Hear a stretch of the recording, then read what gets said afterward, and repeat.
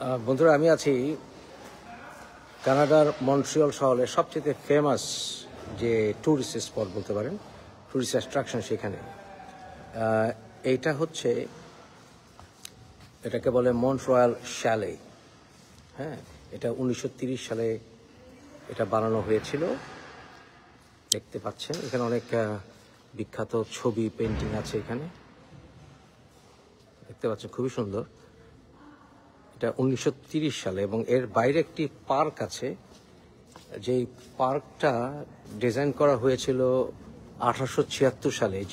যিনি পার্কটি ডিজাইন করেছিলেন উনি নিউ ইয়র্কের বিখ্যাত সেন্ট্রাল পার্কেরও ওয়ান অফ দ্য ডিজাইনার ছিলেন। যারা নিউ ইয়র্কে থাকেন বা নিউ ইয়র্ক সম্পর্কে জানেন তারা জানেন সেন্ট্রাল পার্ক। এই দুটো একই ব্যক্তির মূলত ডিজাইন করা। এই দেখতে পাচ্ছেন বাইরে থেকে শ্যালে, এই সে বিখ্যাত শ্যালে। এখানে পার্ক আছে অনেক সুন্দর।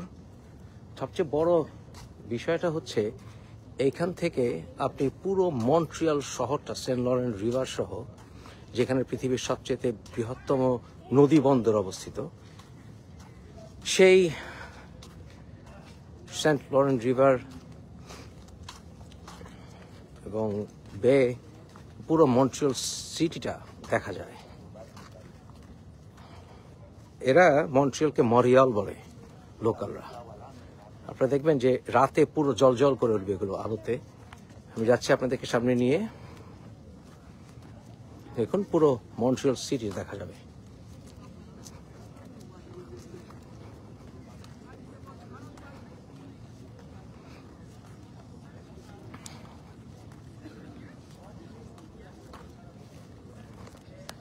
পুরো সিটি একদম পুরো দূরে দেখা যাচ্ছে।